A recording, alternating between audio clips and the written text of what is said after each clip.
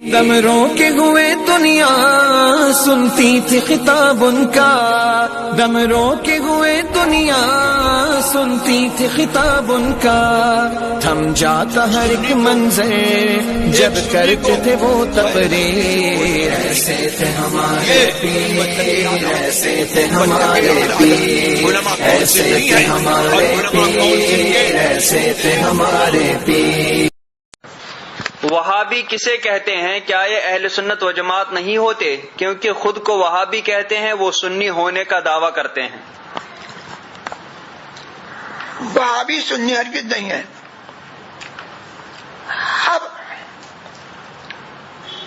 وہابیوں نے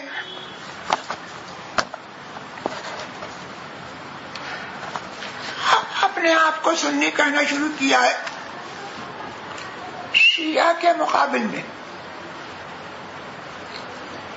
سنی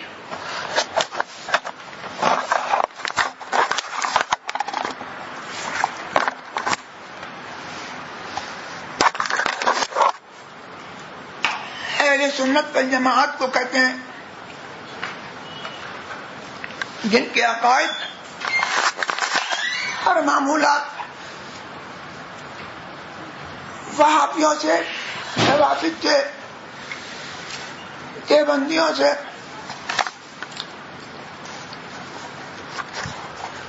ہر قسم کے بدعقیدہ اور گمراہ سے جدا ہے۔ وہابی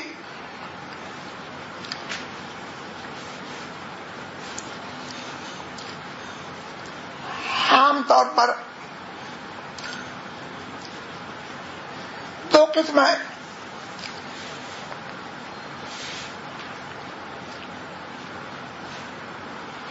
ایک وہ ہے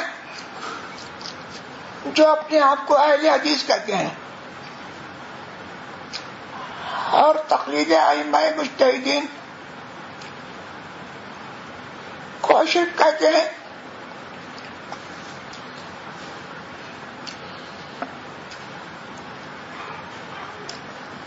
دور زبان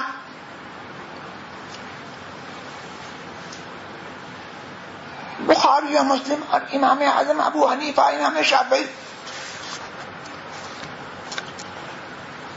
سب کے ہمدرد بنتے ہیں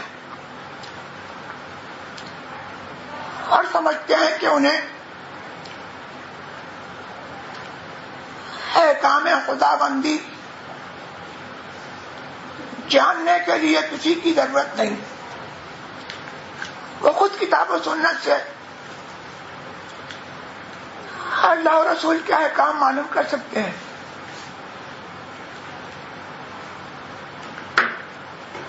اور اس کے علاوہ دعویٰ تو ان کا یہ ہے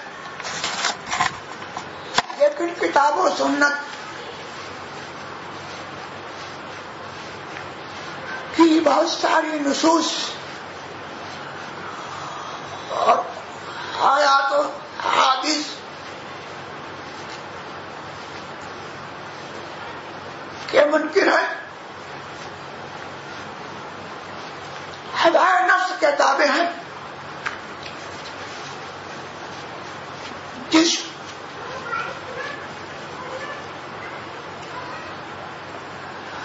آیت کو یا حدیث کو اپنے مطلب کے موافق سمجھا اس پر مانا، باقی سے مطلب نہیں ٹھکرا دیا۔ یہ بات سارے وہابیوں میں عام ہے۔ جو وہابی تقلید کا نام لیتے ہیں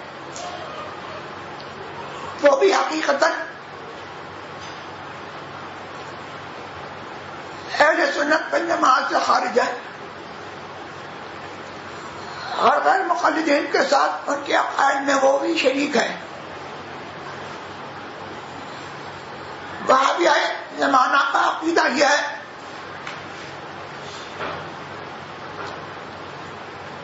کہ